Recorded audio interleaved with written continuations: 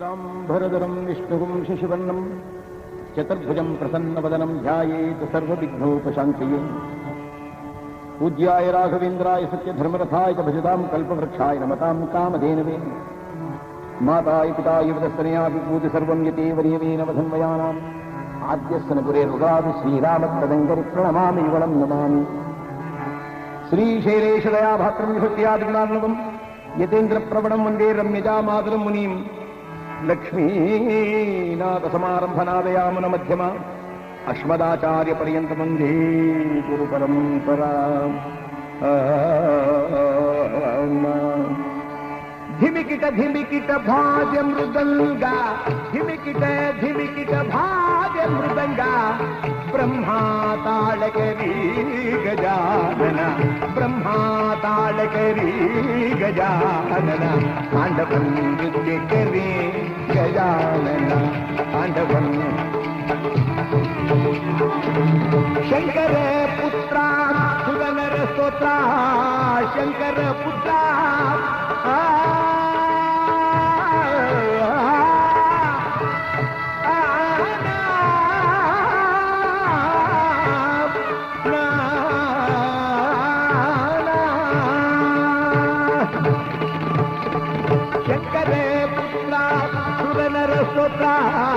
अमित कामित वरदायक गजानना, अमित कामित वरदायक गजानना, अमित कामित वरदायक गजानना, तांडवं नृत्य करे गजानन। ಕೀರ್ತನಾರಂಭದಲ್ಲಿ ಸಜ್ಜನರಿಗೆ ಬಂದ ವಿಪತ್ತು, ದುರ್ಜನರಿಗೆ ಬಂದ ಸಂಪತ್ತು ಬಹುಕಾಲ ನಿಲ್ಲುವುದಿಲ್ಲ. ಜಗದೊಡೆಯನಾದ ಶ್ರೀ ಕೃಷ್ಣನ ಒಲಿಮೆಗೆ ಪಾತ್ರರಾದವರು ಅನೇಕ ಕಷ್ಟಗಳನ್ನೇ ಪಟ್ಟರೂ ಸಹ ಶ್ರೀ ಕೃಷ್ಣನ ಒಲಿಮೆಯಿಂದಾಗಿ ಅವರು ಸುಖವನ್ನೇ ಕಂಡರು ಎಂತಲೇ ಕಥೆಯ ಕೊನೆ ಅಂತ್ಯ. ಆ ಕಥೆಯ ಅರ್ಥವನ್ನು ತೋರಿಸಬಹುದಾದದ್ದೇ. ದುರ್ಮಾರ್ಗಿಗಳಿಗೆ ಎಂದಿಗೂ ಏಳಿಗೆ ಇಲ್ಲ, ಸತ್ಯವಂತರಿಗೆ ಬಹುಕಾಲ ಕಷ್ಟವಿದ್ದರೂ ಅವರಿಗೆ ಸೋಲಿಲ್ಲ ಎನ್ನುವ ಅರ್ಥವೇ ಈ ಚರಿತ್ರೆಯ ಅರ್ಥ.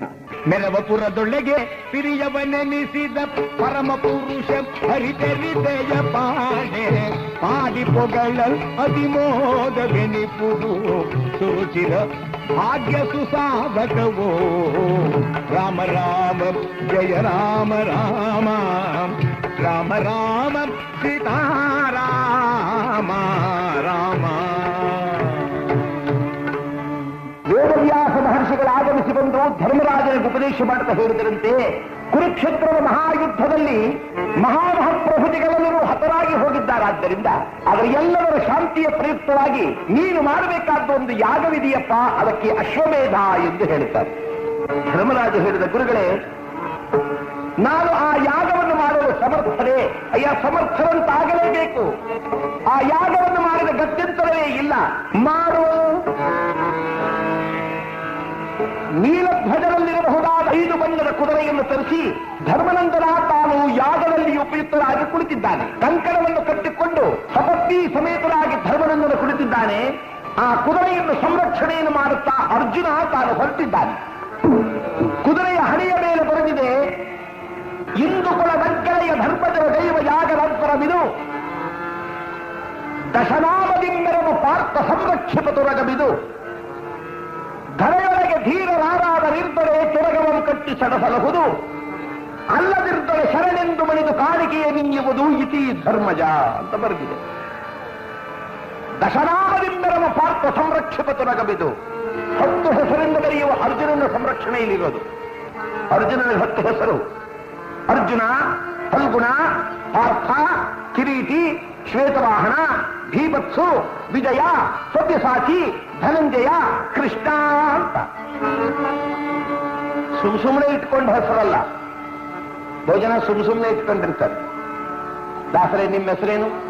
ನನ್ನ ಹೆಸರೇ ಕೀರ್ತನ ಕಂಠೀರ್ವ, ಕೀರ್ತನಾಚಾರ್ಯ, ಕೀರ್ತನ ಶಿರೋಮಣಿ, ಕೀರ್ತನ ಕೇಸರಿ, ಕೀರ್ತನ ಪಚಕರ್ಪುರ, ಕೀರ್ತನ ಇಂದೂಪುರ, ಇವೆಲ್ಲ ಹೇಳಿಬಿಡ್ತೇವೆ. ಅವೆಲ್ಲ ಬದುಕಿರೋವರೆಗೂ ಮಾತ್ರ. ಇನ್ನೇನಾಗಲೋ ಈಗಲೋ ಸಾಹಿತ್ಯವೇ ಅಂದಾಗ, ಸತ್ತೋದಾಗ ಏನ್ರಿ ಇದು ಹೆಸರು ಅಂದ್ರೆ ಹೆಣ ಅಂತ ಅಲ್ಲಿಗೆ ನಿಲ್ಲಿಸಿಬಿಡ್ತಾರೆ. ಹಾಗಾದ್ರೆ ಶಾಶ್ವತವಾಗಿ ಉಳಿಯುವುದು ಕೊನೆಯ ಹೆಸರು, ಅದೇ ಹೆಣ ಅಂತ. ಈ ಮಧ್ಯದಲ್ಲಿ ಬಂದ ಹೆಸರು ಸುಮ್ಮನೆ ಎಲ್ಲರೂ ಕೂಡಿಕೊಟ್ಟಂತಹ ಪ್ರೀತಿಯ ಹೆಸರು. ಅರ್ಜುನನಿಗೆ ಹಾಗಿರಲಿಲ್ಲ. ಆ 10 ಹೆಸರು ಸಹ ಲೋಕ ಪ್ರಸಿದ್ಧವಾದ ಹೆಸರಾಗಿತ್ತಂತೆ. ಈ ದಶನಾಮದಿಂದ ಮೆರವ ಅರ್ಜುನ ಕುದುರೆಯನ್ನು ಕರೆದುಕೊಂಡು ಹೊರಟಿದ್ದಾನೆ. ದೇಶ ದೇಶಗಳನ್ನು ಸುತ್ತಾಡುತ್ತಾ ಬರ್ತಿದ್ದಾನೆ. ದೇಶ ದೇಶಗಳನ್ನು ಸುತ್ತಾಡಿದರೆ ಯಾವ ದೇಶಕ್ಕೆ ಹೋದರೂ ಈ ಪಾರ್ಥನಿಗೆ ಜಯವೇ. ಈ ಜಯವನ್ನು ಗಳಿಸಿದ ಪಾರ್ಥ ತನ್ನ ಮನದಲ್ಲಿ ತೀರ್ಮಾನ ಮಾಡಿದರಂತೆ, ನನ್ನ ಎದುರಾಗಿ ನಿಂತು ಯುದ್ಧ ಮಾಡುವ ಧೀರರೇ ಇಲ್ಲ ಈ ತ್ರಿಭುವನದಲ್ಲಿ. ಅದೇ ಲೋಕದಲ್ಲಿ ಬಹಳ ಕಷ್ಟ. ಎಲ್ಲ ರೋಗಕ್ಕೂ ಔಷಧಿ ಇದೆ, ಈ ನಾನು ಎಂಬ ಅಹಂಕಾರದ ರೋಗಕ್ಕೆ ಔಷಧಿ ಇಲ್ಲ. ಮನಸ್ಸಿನಲ್ಲಿ ತೀರ್ಮಾನ ಮಾಡಿಕೊಂಡ, ಎನ್ನ ಜಯಿಪರು 6 ಧರೆಯೊಳಗೆ ಜರುದು ಮೆರೆದನ ಪಾರ್ಥ, ಎನ್ನ ಜಯಿಪರು 6 ಧರೆಯೊಳಗೆ ಜರುದು ಮೆರೆದನ ಪಾರ್ಥ, ಕಳಿಸಬರಿಲ್ಲನು ಮನದೊಳಗೆ ಪಾರ್ಥ. ಎಲ್ಲೆಲ್ಲಿಯೂ ಜಯವನ್ನು ಗಳಿಸಿಕೊಂಡು ಹೊರಟಿರುವ ಪಾರ್ಥ ಮನಸ್ಸಿನಲ್ಲಿ ತೀರ್ಮಾನ ಮಾಡಿದರಂತೆ, ನನ್ನ ಎದುರಾಗಿ ನಿಂತು ಯುದ್ಧ ಮಾಡುವ ಧೀರರು ಈ ತ್ರಿಭುವನದಲ್ಲಿಯೂ ಇಲ್ಲ. ಇದನ್ನರಿತ ಜಗದಾದಿ ಮೂರ್ತಿಯಾದ ಕೃಷ್ಣ ಮನಸ್ಸಿನಲ್ಲಿ ನಗುತ್ತಾನಂತೆ, ಅಯ್ಯೋ ಪಾಪ. ಆಗಾಗ ಈ ಅರ್ಜುನನಿಗೆ ಈ ಅಹಂಕಾರ ಬಂದು ಬಿಡುತ್ತಲ್ಲ. ಈಗಾಗಲೇ ಬಬ್ರುವಾಹನನ ಸಂಗಡ ಯುದ್ಧ ಮಾಡಿ ಆಯಿತು, ಅಲ್ಲಿ ಸೋತು ಬಂದದ್ದಾಯಿತು. ಹಂಸಧ್ವಜರ ಮಕ್ಕಳಾಗಿರ್ತಕ್ಕಂಥ ಸುಧನ್ವ ಸುರತರಲ್ಲಿಯೂ ಸಹ ಯುದ್ಧ ಅಂದ್ರೆ ಹೇಗಿರುತ್ತೆ ಅನ್ನೋ ರುಚಿ ಕಂಡಾಯಿತು. ಆದರೂ ಎಲ್ಲೆಡೆಗಳಲ್ಲಿಯೂ ಯಾವುದೋ ಒಲಿಮೆಯಿಂದಾಗಿ ಜಯ ಲಭ್ಯವಾಗಿದೆ ಅಂದ ಮಾತ್ರಕ್ಕೆ ಪ್ರಪಂಚವನ್ನೆಲ್ಲ ನಾನು ಜಯಿಸುತ್ತೇನೆ ಎಂಬ ಅಹಂಕಾರ ಬಂತಲ್ಲ. ಕಪ್ಪೆ ಬಾವಿ ಒಳಗಡೆ ಕುಳಿತುಕೊಂಡು ತಲೆ ಎತ್ತಿ ಪ್ರಪಂಚವನ್ನು ನೋಡಿ, ಓಹೋ ಇಷ್ಟೇ ಪ್ರಪಂಚ ಅಂತ ವಟ ವಟ ವಟ ವಟ ವಟ ಅಂತ ಹೊಡ್ಕೊಳ್ತು. ಯಾಕೆ ಹೊಡ್ಕೊಳ್ತು ಅಂದ್ರೆ ಕಪ್ಪೆ ಕಂಡಿದ್ದ ಆಕಾಶ ಅಷ್ಟೇ. ಅದೇ ಕಪ್ಪೆ ಸಮುದ್ರವನ್ನು ನೋಡಿದಾಗಲೇ ಪ್ರಪಂಚ ಎಷ್ಟು ವಿಶಾಲವಾಗಿದೆ ಅಂದ್ಕೊಳ್ಳೋದು. ಇಲ್ಲಿ ಅರ್ಜುನನ ಮನದಲ್ಲಿ ಆವರಿಸಿರುವ ಈ ಅಹಂಕಾರಕ್ಕೆ ಬಬ್ರುವಾಹನ ಸುಧನ್ವರೆಲ್ಲರೂ ಅನೇಕ ವಿಧವಾಗಿರ್ತಕ್ಕಂತಹ ಪಾಠವನ್ನು ಹೇಳಿಕೊಟ್ಟಿದ್ರು. ಅವರಿಂದ ಗೆಲುವಾಯಿತಲ್ಲ ಅನ್ನೋದೊಂದೇ ಒಂದು ಸಂತೋಷದಲ್ಲಿ ಕೃಷ್ಣನಿರೋವಾಗ ನಮಗೆ ಸೋಲೇ ಇಲ್ಲ. ಈ ಕುದುರೆ ಈ ಕಡೆಯಿಂದ ಬರ್ತಾ ಇದೆ, ಈ ಕಡೆಯಿಂದ ಬರ್ತಿದೆ. ನರ್ಮದಾ ನದಿ ತೀರ, ನರ್ಮದಾ ನದಿಯ ತೀರದಲ್ಲಿ ಮಹಾನುಭಾವನಾಗಿರ್ತಕ್ಕಂಥ ಮಯೂರ ಧ್ವಜ. ಆ ಮಯೂರ ಧ್ವಜ ತಾನೀಗಾಗಲೇ ಅನೇಕ ಅಶ್ವಮೇಧ ಯಾಗಗಳನ್ನು ಮಾಡಿ 8ನೇ ಅಶ್ವಮೇಧ ಯಾಗವನ್ನು ಮಾಡಲು ಹೊರಟಿದ್ದಾನೆ. ಅವನ ಮಗ ತಾಮ್ರಧ್ವಜ. ಆ ಗಂಡ ಹೆಂಡರಿಗಿಬ್ಬರಿಗೂ ಅವತರಿಸಿರುವ ಮಗ ಎಂಥವನಪ್ಪ ಅಂದ್ರೆ, ಬಂಗಾರದಲ್ಲಿ ವಜ್ರವನ್ನು ಮೆತ್ತಿ ಎಷ್ಟು ಅಂದವಾಗಿದೆ ಎಂದು ಜನರು ನೋಡಿ ಸಂತೋಷ ಪಡುವಂತೆ ಆ ತಂದೆ ತಾಯಿಗಳ ಪುಣ್ಯದ ಫಲವೋ ಅಥವಾ ನಮ್ಮ ಭಾರತ ದೇಶದ ಪುಣ್ಯವೋ ಎಂಬತಕ್ಕಂಥ ಮಗ ತಾಮ್ರಧ್ವಜ ಹುಟ್ಟಿದ್ದಾನೆ. ಆ 8ನೇ ಯಾಗಕ್ಕೆ ಪ್ರಾರಂಭಿಸಲು ಹೊರಟಿರುವಾಗ ತಂದೆಯ ಪಾದಕ್ಕೆ ನಮಸ್ಕಾರ ಮಾಡಿದ ತಾಮ್ರಧ್ವಜ, ಅಪ್ಪ ಹೋಗಿ ಬರಲಿಲ್ಲಪ್ಪ. ತಂದೆ ಮಗನಿಗೆ ಆಶೀರ್ವಾದ ಮಾಡಿ ಹೇಳ್ತಾನೆ, ಕುಮಾರ ನಿನ್ನೊಂದು ಸಲಹೆಯಿಂದಲೇ ನಾನು ಈ ಯಾಗವನ್ನು ಮಾಡಲು ಹೊರಟಿದ್ದೇನೆ. ಈಗಾಗಲೇ ನಿನ್ನ ಒಂದು ಸಹಕಾರದಿಂದ ಅನೇಕ ಯಾಗವನ್ನು ಮಾಡಿದ್ದೇನಲ್ಲ, ಈ ಯಾಗವು ನಿರ್ವಿಘ್ನತೆಯಿಂದ ಸಂಪೂರ್ಣವಾಗಿ ಹೋಯಿತು ಎಂದರೆ ನನಗೇನು ಕೊರತೆ ಇಲ್ಲ. ಹೋಗಿ ಬಾ ಮಗನೇ. ಎಲ್ಲರಿಗೂ ನಮಸ್ಕಾರವನ್ನು ಮಾಡಿ ತಾನು ಒಂದು ಯಾಗದ ಕುದುರೆಯನ್ನು ಮುಂದೆ ಬಿಟ್ಟು ಈ ಮಹಾನುಭಾವನಾದ ತಾಮ್ರಧ್ವಜ ಸೇನಾ ಸಮೇತನಾಗಿ ರಥವರೇರಿ ಭರ್ರನೆ ಮಾಡಿ ಆ ಕಡೆಯಲ್ಲಿ ಅರ್ಜುನನ ಕುದುರೆ ಬರುತ್ತಿದೆ, ಈ ಕಡೆಯಲ್ಲಿ ತಾಮ್ರಧ್ವಜನ ಕುದುರೆ. ಪಾಂಡವರು ಒಂದೇ ಒಂದು ಯಾಗವನ್ನು ಮಾಡಲು ಪಡಬಾರದ ಕಷ್ಟವನ್ನು ಪಟ್ಟಿದ್ದರು. ಒಂದು ಯಾಗ ಮಾಡಲೇ ಇಷ್ಟು ಕಷ್ಟಪಟ್ಟಿರುವ ಇವರಿಗೆ ಸರಿಸಮಾನವಾಗಿ ಅನೇಕ ಯಾಗವನ್ನು ಮಾಡಿದಂತಹ ಆ ಮಯೂರಧ್ವಜನ ಮಗ ಕುದುರೆ ತಗೊಂಡು ಬರ್ತಾ ಇದ್ದಾರೆ. ಏನ ಕುದುರೆ ತಕ ತಕ ತಕ ತಕ ತಕ ತಕ ತಕ ತಕ ತಕ ಕುರಿತು ಎರಡು ಕಡೆಗಳಲ್ಲಿ ಬರ್ತಿದೆಯಂತೆ. ಈ ಕಡೆಗಳಲ್ಲಿ ಬರುವ ಸ್ವರ್ಗವನ್ನು ಕಂಡು ಬೆಳಗಾದ ದೇವರಸ.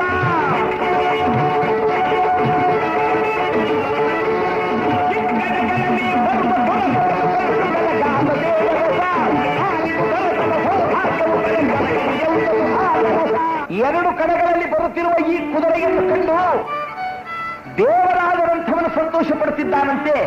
ಇದೇನು ಅಪೂರ್ವ ಮಿಲನ, ಇದುವರೆಗೂ ನಾವು ಕಂಡರಿಯದೇ ಇರುವಂತಹ ಮಹತ್ತರವಾದ ಮಿಲನ. ಗಮನ ಇದು. ಒಂದು ಕಡೆಯಲ್ಲಿ ಜಗದೊಡೆಯನಾಗಿರುವ ಶ್ರೀಕೃಷ್ಣ ಪರಮಾತ್ಮನ ಸಾರಥ್ಯದಲ್ಲಿ ಹೊರಟಿರುವ ಪಾರ್ಥನ ತುರಗ, ಮತ್ತೊಂದು ಕಡೆಯಲ್ಲಿ ತಂದೆ ತಾಯಿಗಳ ಆಶೀರ್ವಾದವನ್ನು ಪಡೆದು ಜಗತ್ತನ್ನೆಲ್ಲ ಆಪೋಷಣೆ ತೆಗೆದುಕೊಂಡು ಬಿಡ್ತಾರೋ ಎನ್ನುವಂತಹ ಮಹಾಪರಾಕ್ರಮಶಾಲಿ ಹೊರಟಿರುವ ಒಂದು ಕಡೆ. ತಾಮ್ರಧ್ವಜನೆಂಥವನು ಎಂದರೆ ಮಾತಾಪಿತೃವತ್ಕ ಪರಿಪಾಲನಾ ಧೋಂದರ, ಏಕಮತಿ ವ್ರತಸ್ಥ, ಸತ್ಯವಂತ, ನಿಷ್ಠಾವಂತ, ದೈವಭಕ್ತ. ಇವರಿಬ್ಬರ ಮಿಲನ ಹೇಗಿರುತ್ತೋ ನೋಡಬೇಕು ಅನ್ನುವಾಗ ಎರಡು ಕಡೆಗಳಿಂದಲೂ ಕುದುರೆ ಬಂದವಲ್ಲ, ಒಂದು ಕುದುರೆಯನ್ನು ಮತ್ತೊಂದು ಕುದುರೆ ಕಂಡೊಡನೆ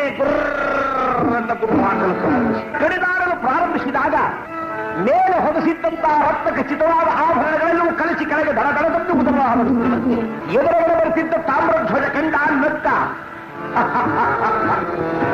ಏನು ವಿಶೇಷ ಇದು? ಒಬ್ಬ ಸಿಪಾಯಿ ಬಂದು ಹೇಳಿದ, ಮಹಾಸ್ವಾಮಿ, ಎದುರುಗಡೆಯಿಂದ ಒಂದು ಯಾಗದ ಕುದುರೆ ಬರ್ತಿದೆ. ಎದುರುಗಡೆಯಿಂದ ಯಾಗದ ಕುದುರೆ ಬರ್ತಿದೆಯೇ? ಎಲ್ಲಿದ ಯಾಗದ ಕುದುರೆ?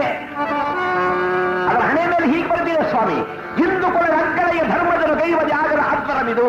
ಇಂದುಕೊಲದ ಅಗ್ಗಳೆ ಅಂದ್ರೆ ಚಂದ್ರಕುಲದ ಹಿರಿಯನಾಗಿರುವ ಧರ್ಮರಾಜ ಮಾಡ್ತಾ ಇರೋ ಯಾಗದ ಕುದುರೆ ಸ್ವಾಮಿ. ತುರಗ ಮೈಗಾವಲಿಗೆ ದಶರಾಮದಿಂದೆರವ ಪಾರ್ಥ ಸಂರಕ್ಷಿಪ ತುರಗ ಅಂದ್ರೆ ಅರ್ಜುನ ಸಂರಕ್ಷಣೆ ಮಾಡ್ತಿದ್ದಾನಂತೆ. ಅರ್ಜುನ ಸಂರಕ್ಷಣೆ ಮಾಡ್ತಿದ್ದಾನಂತೆ ಅಂದ ಕೂಡಲೇ ಈ ಮಹಾನುಭಾವನಾದ ತಾಮ್ರಧ್ವಜ ಹೇಳ್ತಾನೆ, ಆಹಾ, ಇದು ಒಂದು ಒಳ್ಳೆಯ ಪುಣ್ಯ. ಇದೆಂತಹ ಸುಯೋಗ ಎಂದರೆ ಅರ್ಜುನನಲ್ಲಿರ್ತಾನೋ ಅಲ್ಲಿ ಕೃಷ್ಣ ಇದ್ದೇ ತೀರ್ತಾನೆ. ಅರ್ಜುನ ಇರ್ತಾನೆ ಎಂದ್ರೆ ಕೃಷ್ಣನಿದ್ದಾನೆ ಅಂತಲೇ ಅರ್ಥ.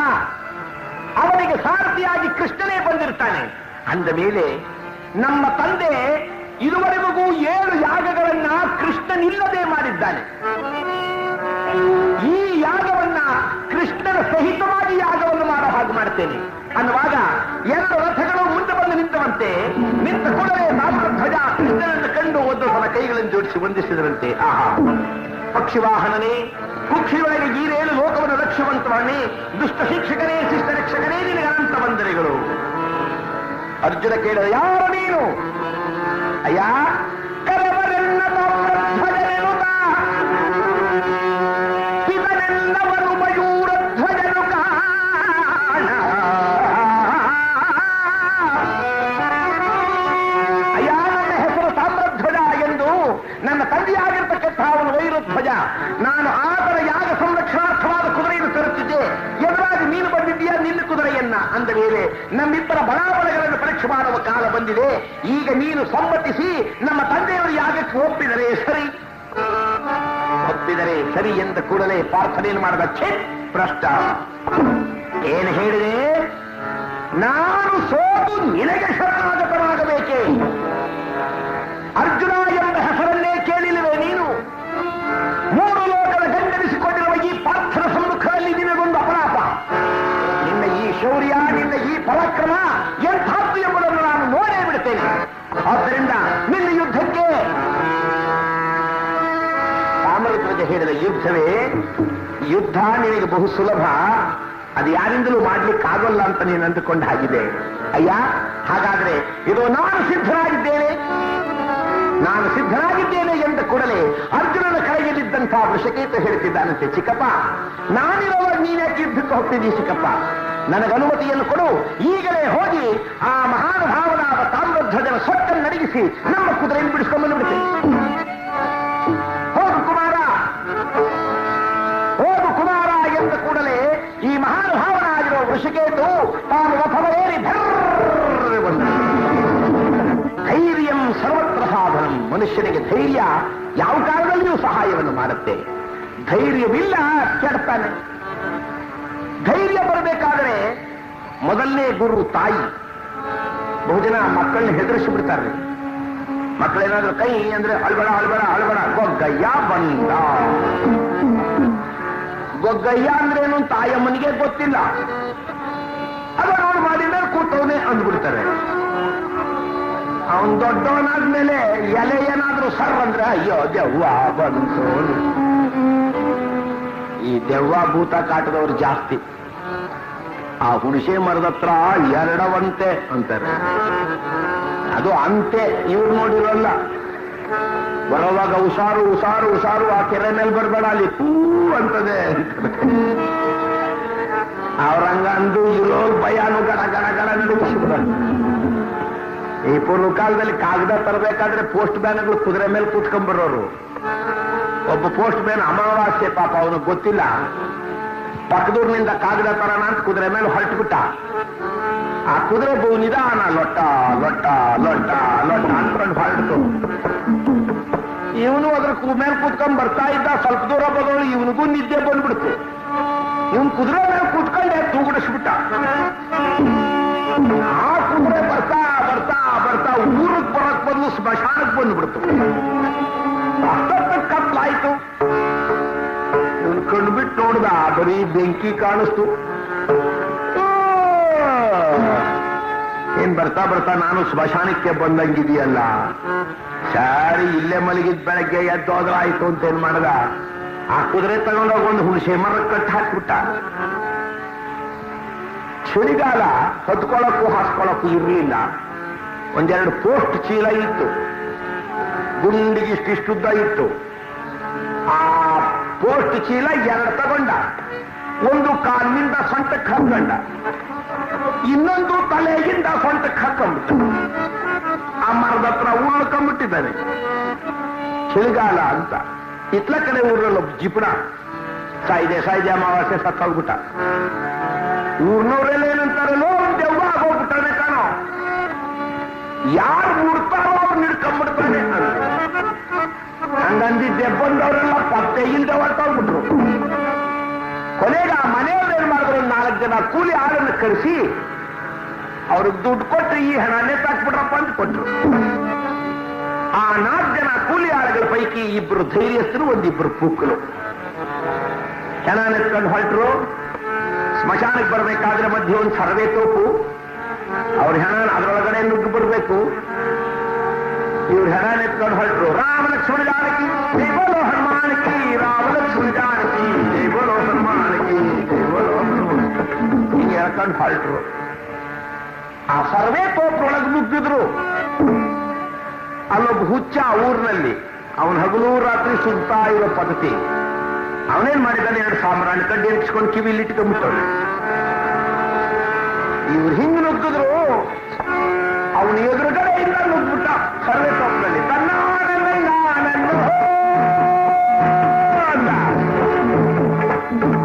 ಈ ಹೆಣ ಎತ್ಕೊಂಡಿದ್ರಲ್ಲ, ಇವರಿಬ್ರು ಹಿಂಗ್ ನೋಡಿದ್ರು. ಬರೀ ಸಾಮ್ರಾಣಿ ಕಡ್ಡಿ ಕಾಣಿಸ್ಬಿಡ್ತು. ನಡ್ಕೋಕ್ ಶುರು ಮಾಡಿಬಿಟ್ರು. ಗಡ ಗಡ ಗಡ ಗಡ ಗಡ ಗಡ ಗಡ ಗಡ. ಹಿಂದ್ಗಡೆ ಇರೋರ್ಲೇ ಏನೋ ಅಂದ್ರೆ ಒಬ್ಬ ಏನಂತಾನೆ, ಬೋ ಬೋ ಬೋ ಬೋ ಬೋ. ಅವನಂತ ಇರೋದು ಭೂತ ಅಂತ. ಇನ್ನೊಬ್ಬ ದೇ ದೇ. ಹಿಂದ್ಗಡೆ ಏನೋ ಅಂದ್ರೆ ದೇ. ಅವನಂತ ಇರೋದು ದೆವ್ವ ಅಂತ. ಅವನೇನ್ ಮಾಡ್ದ ಹುಚ್ಚ, ತನ್ನ ಹತ್ರಕ್ಕೆ ಬಂದ್ಬಿಟ್ಟ. ಹತ್ರಕ್ಕೆ ಬಂದ್ರೆ ಈ ನಿಂತ್ಕೊಂಡಿರೋರು ಕೂತ್ಕೊಳ್ಳಕ್ ಶುರು ಮಾಡ್ಬಿಟ್ರು. ಹಿಂದ್ಗಡೆ ಇರೋರೇ ಏನೋ ಮಾಡ್ತೀರಾ ಅಂದ್ರೆ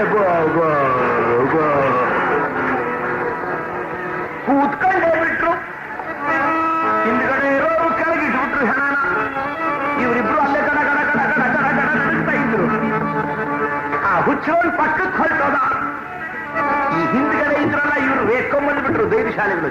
ವೇಕಿಗಳ ಯಾಕೆ ಬರ್ಕೊಂಡು ಹಾಕಿರೋ, ನಾವಿಲ್ವೇ ಇಲ್ಲಿ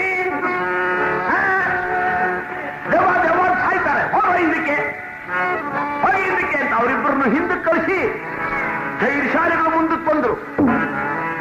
ಹೆಣ ನೆತ್ಕೊಂಡು ಸ್ಮಶಾನಕ್ಕೆ ಬಂದ್ರು. ಬಂದಲೇ ಹಳ್ಳ ತೊಡೋನ್ ಕರಿಯೋ, ಅವನ ಹೆಸರೇನೋ, ಅವನ ಹೆಸರು ಯಾರು ಗೊತ್ತು, ಸುಮ್ಮನೆ ಕೂಗಾಕೋ ಬರ್ತಾನೆ. ಒಬ್ಬೇನ್ ಮಾಡ್ದ, ಯೋ ಯಾರಪ್ಪ ಇದ್ದೀರಾ ಇಲ್ಲಿಯೋ, ಯಾರಪ್ಪ ಇದ್ದೀರಾ ಇಲ್ಲಿಯೋ ಅಂದ. ಈ ಹುಣಸೆ ಮರದ ಹತ್ರ ಪೋಸ್ಟ್ ಮ್ಯಾನ್ ಮಲಗಿದ್ದ. ಅವನು ನೋಡ್ದ, ಯಾರೋ ಜನ ಬಂದಿದ್ದಾರೆ, ಅವ್ರ ಜೊತೆಯಲ್ಲಿ ಊರ್ಗಾರ ಹೋಗ್ಬಿಡೋಣ ಅಂದಿದ್ದೆ. ಈ ಮಲಗಿದ್ನಲ್ಲ ಅವನು ಎದ್ದು ಕೂತ್ಕೊಂಡ. ಚೀಲ ಹಾಕೊಂಡ್ಬಿಟ್ಟಿದ್ದೆ ಅವನ ತಲೆಯಿಂದ ಸೊಂಟದವರೆಗೂ. ಈ 4 ಜನದ ಪೈಕಿ ಒಬ್ಬ ನೋಡ್ದ,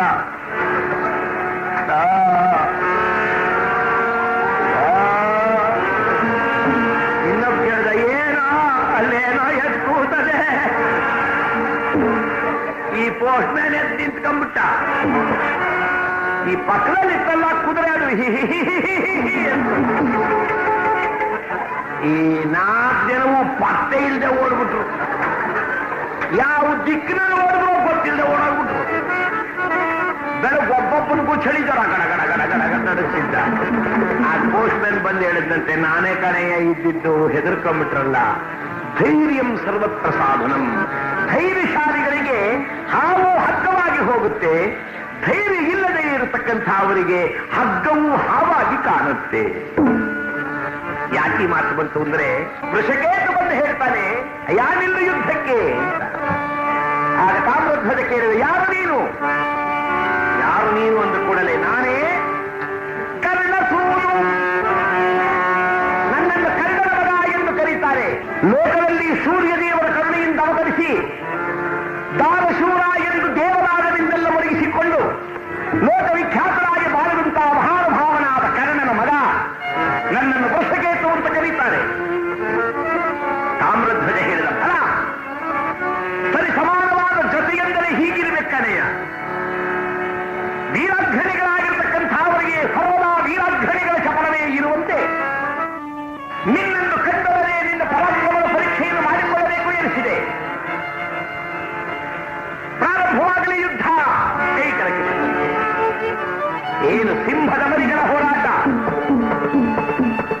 ಶರದ ಮೇಲೆ ಶರಗಳು ಹಾರಿ ಬರುತ್ತಿರಲು ಸುರರು ಕಂಡು ಬೆಚ್ಚಿ ಬೆರಗಾದ ರಾಗ. ಏನಾಗಿದೆ ಹೇಗೆಂದರೆ, ಬಾಣಗಳ ಮೇಲೆ ಬಾಣ, ಬಾಣಗಳ ಮೇಲೆ ಬಾಣ, ಬಾಣಗಳ ಮೇಲೆ ಬಾಣ ಬರ್ತಾ ಇದ್ರೆ ದೇವಲೋಕದಿಂದ ಮಳೆ ಸುರಿತಾ ಇದೆಯೇನೋ ಅನ್ನುವಂತಾಗ್ತಾ ಇದೆ ಆ ಬಾಣಗಳು. ಇದನ್ನು ಕಂಡು ದೇವತೆಗಳೇ ಬೆಚ್ಚಿ ಬೆರಗಾದರಂತೆ. ಎಂತಹ ಯುದ್ಧ ಅಂತ ಬಹುಕಾಲ ಹೋರಾಟದ ಮೇಲೆ ಮಹಾನುಭಾವನಾದ ತಾಮ್ರಧ್ವಜನು ಮಾಡಿದರಂತೆ. ಅಯ್ಯ ವೃಷಕೇತು, ಮೆಚ್ಚಬೇಕಾದ್ದೇ ನಿನ್ನ ಪರಾಕ್ರಮ. ನೋಡಿ ಈಗ ಎಂಬುದಾಗಿ ಬತ್ತಲಿಕೆಯಿಂದ ಬಾಣ್ತಾ ಇದ್ದಿದ್ದ ಜಯ ಗುರುದೇವತ. ವೃಷಕೇತು ಆ ಪೆಟ್ಟಿಗೆ ಮೂರ್ಛಿತರಾಗಿ ಕೆಳಗೆ ಮೂರ್ಛಿತರಾಗಿ ಕೆಳಗೆ ಬಿದ್ದ ಕೂಡಲೇ ರಥದಲ್ಲಿ ಕೂಡಿಸಿಕೊಂಡು ದರದರನ್ನು ತಂದು ಅರ್ಜುನನ ಮುಂದೆ ನಿಲ್ಲಿಸಿದರೆ ಅರ್ಜುನ ಕಣ್ಣೀರು ಸುರಿಸಲು ಪ್ರಾರಂಭಿಸಿದನಂತೆ. ಕುಮಾರ ಕುಮಾರ ವೃಷಕೇತು ಅನ್ನುವಾಗ ವೃಷಕೇತು ಕಣ್ಮುಚ್ಚಿ ಮಲಗಿದ್ದ. ತಾಮ್ರಧ್ವಜ ಕಂಡ ನತ್ತ. ಏನು ವಿಶೇಷ ಇದು? ಏಕೆ ನಗುತ್ತಿರುವೆ, ಏಕೆ ನಗುತ್ತಿರುವೆ ಎಂದಾಗ ಈ ಮಹಾನುಭಾವನಾದಂತ ತಾಮ್ರಧ್ವಜ ಹೇಳ್ತಾರಂತೆ, ಎಂದಾದರೂ ಒಂದು ದಿನವಾದರೂ ನೀನು ಕಣ್ಣೀರು ಕರೆದದ್ದುಂಟೆ? ರಣರಂಗದಲ್ಲಿ ನಿಂತು ಯುದ್ಧ ಮಾಡುವಾಗ ಅದೆಷ್ಟು ಜನಗಳ ಶಿರವನ್ನು ಕತ್ತರಿಸಿ ಬಿಸಾಡಿದೆ, ಅದೆಷ್ಟು ಜನ ತಾಯಿಯರ ಒಳಗಳನ್ನು ಬರಿದು ಮಾಡಿದೆ. ಎಂದಾದರೂ ಒಂದು ದಿನ ಅಯ್ಯೋ ಎಂದು ಕಣ್ಣೀರನ್ನು ಕರೆದೆಯ? ಇಂದು ನಿನ್ನ ಕಡೆಯವನು ಬಿದ್ದ ಎಂದೊಡನೆ ಎಷ್ಟೊಂದು ಸಂಕಟ ನಿನಗೆ. ಈ ತಾಮ್ರಧ್ವಜ ಹೇಳಿದರಂತೆ, ಇಷ್ಟೇಯೋ ನಿನ್ನ ಈ ಪರಾಕ್ರಮ ವೀರತನ? ಅಯ್ಯ, ಮಹಾಮೇರು ಗಿರಿಗಳಂತೆಂಬತಕ್ಕಂಥ ಪರಾಕ್ರಮದ ಜೊತೆಯಲ್ಲಿ ಹೋರಾಡುವಂತಹ ಮಹಾಧೀರನೆ, ಮುಕ್ಕಣ್ಣನಾಗಿರ್ತಕ್ಕಂತಹ ಪರಶಿವನೊಂದಿಗೆ ಹೋರಾಡಿ ಪಾಶುಪತಾಸ್ತ್ರ ತಂದ ಪರಾಕ್ರಮ ಇಷ್ಟೇಯೋ? ಎಲ್ಲಿ ಹೋಯಿತು ನಿನ್ನ ಬಲ, ಎಲ್ಲಿ ಹೋಯಿತು ನಿನ್ನ ಬಲ ಎಂದ ಕೂಡಲೇ ಅರ್ಜುನನೇನು ಮಾಡಿದ, ನೋಡಿ ನಿನ್ನನ್ನಾಟಿ ಎದ್ದನಂತೆ. ಆ ವೇಳೆಗೆ ಸರಿಯಾಗಿ ಪಕ್ಕದಲ್ಲಿದ್ದಂತಹ ಮಹಾನುಭಾವನಾದ ಪ್ರದ್ಯುಮ್ನ ಹೇಳ್ತಿದ್ದಾನೆ, ಕೃಷ್ಣನ ಮಗ. ಕೃಷ್ಣನ ಮಗ ಎದ್ದ. ಪಾರ್ಥ, ನೀನು ಹೋಗಬೇಡ, ನಾನಿದ್ದೇನೆ. ನಾನಿರುವಾಗ ನಿನಗೇನು ಭಯ? ಇದು ಈಗಲೇ ಇವರನ್ನು ಕುಡಿಸಿ ಬಿಡ್ತೇನೆ ಅಂತ ರಥವನೇರಿ ಧರ್ಮದ ಬಂದು ಎದುರಿಗೆ ನಿಂತ. ಎದುರಿಗೆ ನಿಂತು ಹೇಳ್ತಿದ್ದಾನಂತೆ, ಎಲ್ಲೋ ತಾಮ್ರಧ್ವಜ, ನಮ್ಮ ಈ ವೃಷಕೇತು ನಿನ್ನನ್ನು ನೋಡಿ ಮರುಳಾಗಿ ಕೆಳಗೆ ಬಿದ್ದ. ನಾನಂಥವನಲ್ಲ, ನಾನಾರು ಬಲ್ಲೆಯ, ನಾನು ಯಾರು ಬಲ್ಲೆಯ ಎಂದ ಕೂಡಲೇ ಆ ತಾಮ್ರಧ್ವಜ ನಗುತ್ತಾನೆ. ಬಲ್ಲೆ ಬಲ್ಲೆ ನಾ ನಿನ್ನ, ಬಲ್ಲೆ ನಾ ನಿಮ್ಮಪ್ಪನ. ಅಯ್ಯ, ನಿನ್ನನ್ನು ಗೊತ್ತು, ನಿಮ್ಮ ಅಪ್ಪನೂ ಗೊತ್ತು ಕಾಣೋ. ಏನ್ ಹಾಗಂತೀಯ? ಹೌದು, ಗೊಲ್ಲ ಬಾಲೆಯರ ಮನೆಯಲ್ಲಿ ಪಾಲು ಬೆಳ್ಳಗಳ ಕದ್ದ ಕಳ್ಳನ. ಗೋಪಿಕೆಯರ ಮನೆಯಲ್ಲಿ ಹಾಲು ಮೊಸರು ಬೆಂಡಗಳನ್ನು ಕದ್ದು ತಿನ್ನುವ ಕಳ್ಳ ಅಲ್ವೇ ನಿಮ್ಮಪ್ಪ? ಅವ್ರ ಮಗ ನೀನು. ಟೈಟಲ್ ನನಗೆ ಕೊಡ್ತಾನಲ್ಲ ಇವನು. ಓಹೋ, ಇವನನ್ನು ಹೀಗಲ್ಲ ನೋಡಬಲಾಗಿ ಏನು ಮಾಡಿದ ಬಾಣವನ್ನು ಎಳೆದವಂತೆ. ಕರದಲ್ಲಿ ಶರವನ್ನು ಬಿಟ್ಟು ಕರದಲ್ಲಿ ಸೆಳೆದು ಬಿಟ್ಟಂತಾನಾದ.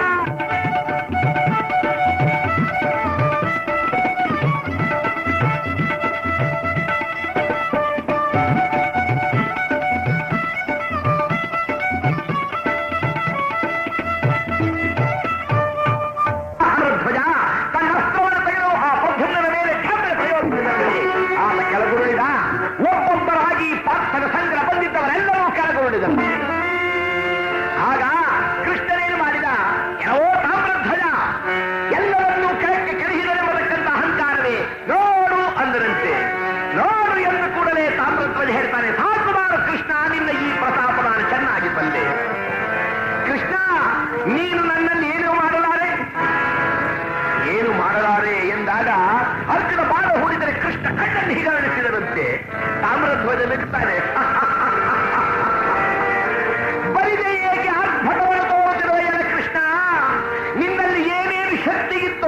ಈ ಶಕ್ತಿಯನ್ನೆಲ್ಲ ಈ ಹಿಂದೆ ಬರುವಾಗ ಸುಧನ್ವನಿಗೆಲ್ಲ ಧಾರೆ ಎರೆದು ಬಿಟ್ಟೆ.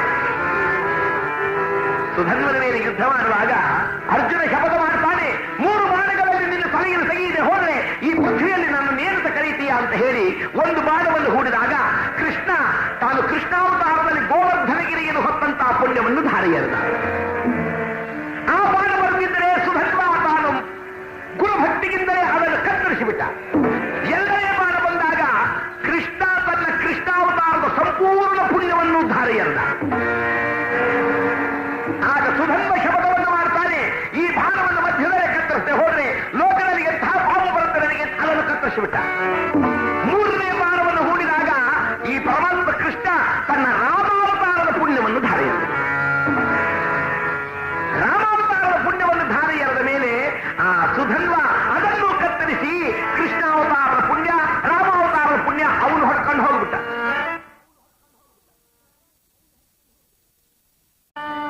ಇದನ್ನ ಈ ತಾಮ್ರಧ್ವಜ ಹೇಳ್ತಾನೆ, ಎಲ್ಲವೋ ಕೃಷ್ಣ, ಬರಿದೇ ಪಥವನ್ನು ತೋರುತ್ತಿರುವೆ, ನಿನ್ನ ಎಲ್ಲ ಏನೇನು ಪುಣ್ಯವಿತ್ತೋ ಆ ಪುಣ್ಯವನ್ನೆಲ್ಲ ಆಗಲೇ ಸುಧನ್ವನಿಗೆ ಧಾರೆ ಎರೆದು ಕೊಟ್ಟಿದ್ದೀಯಾದ್ದರಿಂದ ಈಗ ನನ್ನೆದುರಿಗೆ ಕುಳಿತಿರುವನು ಬರೀ ಕೃಷ್ಣ.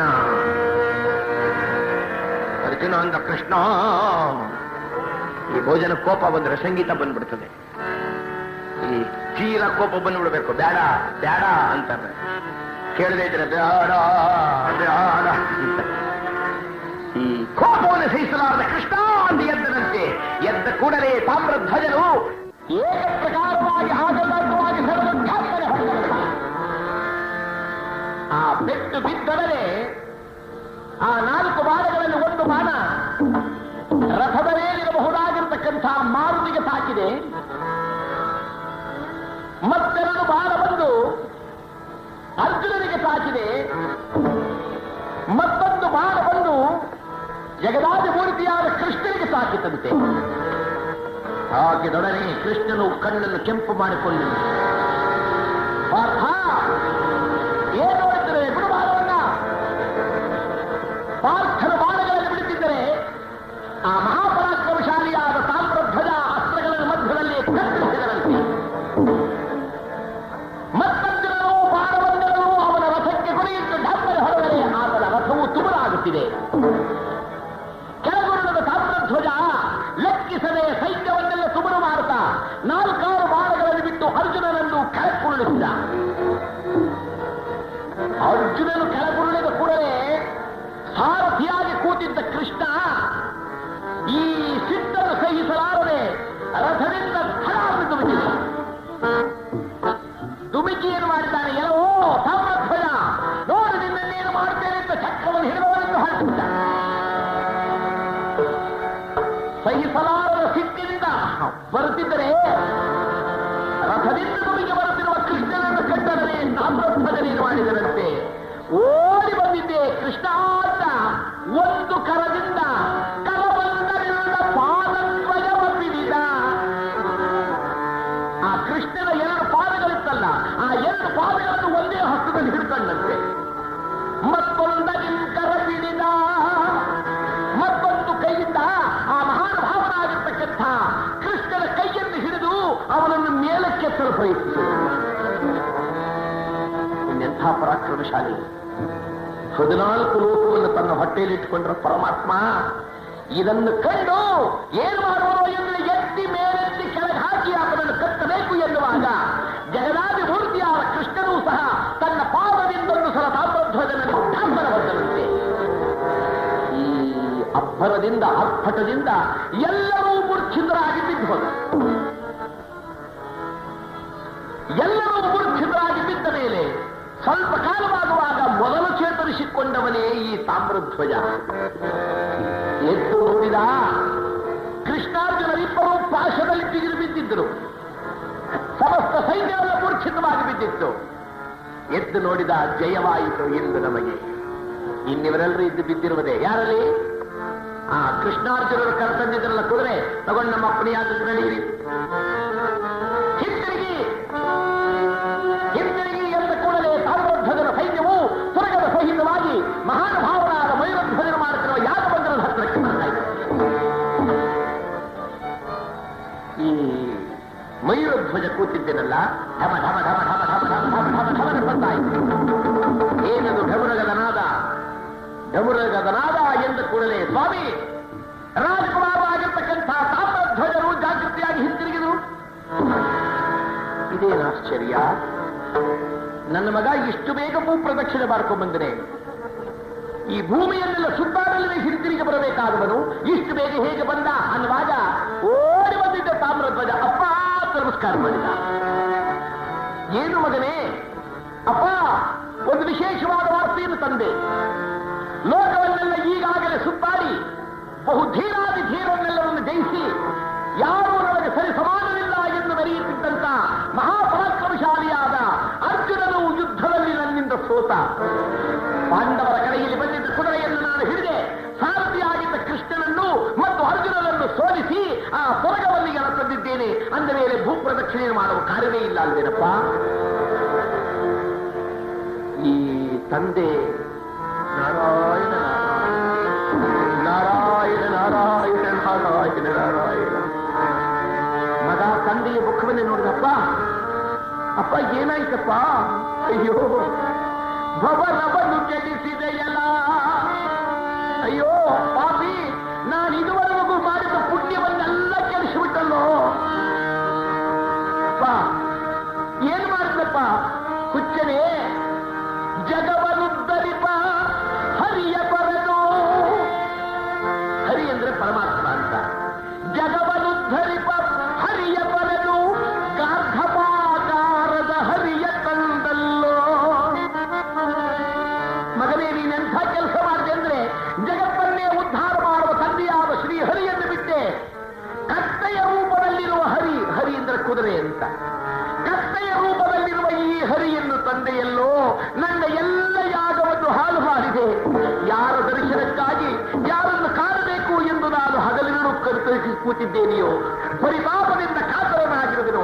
ಅಂತಹ ಪರಿತಾಪಕ್ಕೆ ಕಾರಣಮೂರ್ತಿಯಾದ ಕೃಷ್ಣನನ್ನೇ ಕೆಳಕ್ಕೆ ಕೆಳಹು ಬಂದೆಯ. ನೀನು ನನ್ನ ಮಗನೇ ಲಕ್ಷ್ಮೇ, ಹೋಗು, ನನಗೆ ಮುಖವನ್ನೇ ತೋರಿಸದೆ. ಮಗ ತಲೆಯನ್ನು ತಗ್ಗಿಸಿದ. ಅಪ್ಪ, ಹಾಗಾದರೆ ನಾನು ಮಾಡಿದ್ದ ಅಪಚಾರವಾಯಿತೆ ಅಪ್ಪ. ನಾನು ಕೃಷ್ಣನಿಲ್ಲದೆ ಇಷ್ಟು ಯಾಗವನ್ನು ಮಾಡಿದೆಯಲ್ಲ, ಈಗ ಕೃಷ್ಣ ಸಹಿತ ಯಾಗ ಮುಂದುವರಿಯಲಿ ಅನ್ನುವುದಕ್ಕಾಗಿ ನಾನು ಯೋಚನೆ ಮಾಡಿದೆ. ಅಪ್ಪ, ಸಲ್ಲದು ಮಗನೇ ನಿನ್ನ ಬಾಯಿಂದ ಅಪ್ಪ ಎಂಬ ಮಾತು. ಸಾವಿರಾರು ವರ್ಷಗಳ ಕಾಲ ವಾಸುದೇವರ ದರ್ಶನಕ್ಕಾಗಿ ಏಸು ಮಂದಿ ತಪಮಾಚರಿಸಿದರೂ ಅಲಭ್ಯವಾಗಿತ್ತಲ್ಲೋ ಅವರಿಗೆ. ಕೃಷ್ಣನನ್ನೇ ಕೆಳಕ್ಕೆ ಕೆಳಹು ಬಂದೆಯ. ನೀನು ನನ್ನ ಮಗನೇ ಲಕ್ಷ್ಮೇ, ಹೋಗು, ನನಗೆ ಮುಖವನ್ನೇ ತೋರಿಸಬೇಕು. ಇಲ್ಲಿ ಕೃಷ್ಣ ಫಲ್ಗುಣ, ಪಾರ್ಥ, ಕಿರೀಟಿ, ಶ್ವೇತವಾಹನ, ಭೀಮತ್ಸು, ವಿಜಯ, ಸತ್ಯಸಾಚಿ, ಧನಂಜಯ, ಕೃಷ್ಣ ಎಂಬ ಕೀರ್ತಿಗೆ ಭಾಗವಾದವನೇ. ಏನಾಯಿತು ನಿನ್ನ ಪರಾಕ್ರಮ? ಏನಂದ ಕೃಷ್ಣ? ನನ್ನ ಹೆಸರು ಪಾರ್ಥ, ನಾನು ಮಾಡಿದ್ದೆಲ್ಲ ವ್ಯರ್ಥ, ಸೋತವಲ್ಲೋ ಕೃಷ್ಣ.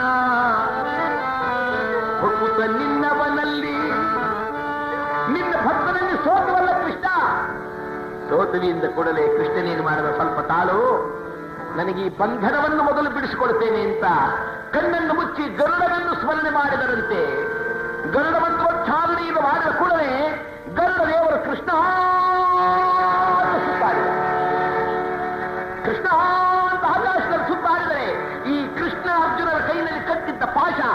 ತಾನೇ ಫಟ ಫಟ ಫಟ ಫಟದಕ್ಕಿತ್ತು. ಈ ಪಾಶವೆಲ್ಲವೂ ಫಟ ಫಟ ಫಟ ಫಟದಕ್ಕಿದ್ದು ಹೋದ ಕೂಡಲೇ ಕೃಷ್ಣನಿದ್ದ, ಸೈನಿಕರೇ ನೀವೆಲ್ಲ ಇಲ್ಲೇ ಇರಿ, ಅರ್ಜುನ ನನ್ನ ಸಂಗಡ ಬಾ. ಇವನಿಂದ ಮತ್ತೆಲ್ಲಿ ಕರ್ಕೊಂಡು ಹೋಗ್ತೀಯ ಕೃಷ್ಣ? ಎಲ್ಲಿಗೂ ಕರ್ಕೊಂಡು ಹೋಗಲ್ಲ, ಬಾರಯ್ಯ. ಅಷ್ಟು ದೂರ ಬಂದಿದ್ದೆ, ಯಾರ ಕಣ್ಣಿಗೂ ಕಾಣದಂತೆ ಮಹಾನುಭಾವನಾದ ಕೃಷ್ಣ ವೃದ್ಧ ಬ್ರಾಹ್ಮಣನ ವೇಷವನ್ನು ಧರಿಸಿದ. ಅರ್ಜುನ, ನೀನ್ ನನ್ನ ಶಿಷ್ಯನಾಗಬೇಕು. ಅರ್ಜುನ ನೋಡಿದ, ನಾನು ಮುದುಕನಾಗಬೇಕಾ? ನಿನ್ಗೇನ್ ಕೆಲಸವಾಗಬೇಕೋ ಬೇಡವೋ? ಆಗಬೇಕು ಕೃಷ್ಣ. ಹಾಗಾದ್ರೆ ಆಗು. ಆಗ ಕೃಷ್ಣ ತಾನೊಬ್ಬ ಬ್ರಾಹ್ಮಣನಂತೆಯೂ ಅವನನ್ನೊಬ್ಬ ಶಿಷ್ಯನಂತೆಯೂ ಮಾಡಿಕೊಂಡಿದ್ದೆ. ನೇರವಾಗಿ ತಾನೇ ದೇವರ ಧ್ಯಾನ ಮಾಡ್ಕೊಂಡು ಹೊರಡ್ಬಿಟ್ಟಂತೆ. ನಾರಾಯಣ ಮಹಾದೇವ ಸಾಂಬ ಶಿವ, ನಾರಾಯಣ ನಾರಾಯಣ ನಾರಾಯಣ, ಶಿಷ್ಯ ಬಾರೋ ಅಂತ ಗಡ ಗಡ ಗಡ ಗಡ ಗಡ ನಡ್ಕೊಂಡು ಹೊರಟಿದ್ದಾನೆ. ವಯಸ್ಸಾದ್ಮೇಲೆ ನಡುಗ್ತಾರೆ ಅಂತ ಹೇಳ್ತಾರೆ. ನಮ್ಮಲ್ಲಿ 125 ವರ್ಷ ಬದುಕಿರೋರೆಲ್ಲ ಇದ್ದಾರೆ, ಗಟ್ಟಿಯಾಗೇ ಇರ್ತಾರೆ. ಈ ತೀರಾ ಟೊಳ್ಳಾದವ್ರೆ ಹಿಂಗ್ ಹಿಂಗ್ ಹಿಂಗ್ ಹಿಂಗ್ ಹಿಂಗ್ ಅನ್ನೋದು. ಅವ್ರು ನಮ್ಮ ಸೀಮೆಯವರಲ್ಲ, ಅತ್ಲಾ ಕಡೆ ಸೀಮೆಯವರು, ಹಿಮಾಲಯದ ಬೆಳೆದ ಆಚೆ ಕಡೆ. ಹಿಂಗ್ ಹಿಂಗ್ ಅನ್ನೋದ್ರಲ್ಲೂ 2 ತರ. ಹೆಣ್ಣು ಮಕ್ಕಳ ತಲೆ ಹಿಂಗನ್ನೋದು ಹಿಂಗೆ,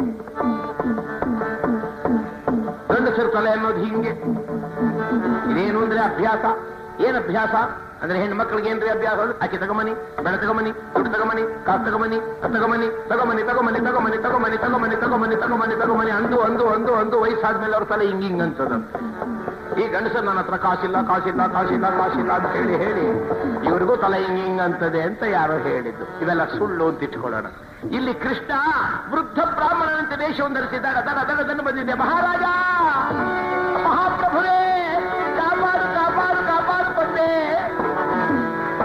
ಈ ದರ್ಬಾರ್ನಲ್ಲಿ ಕೂತಿದ್ದರಲ್ಲ ಮೈಲಧ್ವಜ ಯಾರದು?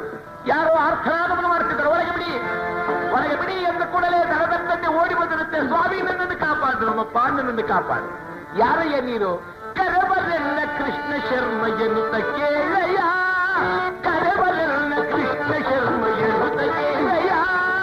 ಬಹುವಿಧ ಭವನೆಯಲ್ಲಿ ಬಳಲಿ ಬಂದೆ ನಾನಯ್ಯ, ಬಹುವಿಧ ಬಳಲಿಗೆ ಬಳಲಿ ಬಂದೆ ನಾನಯ್ಯ.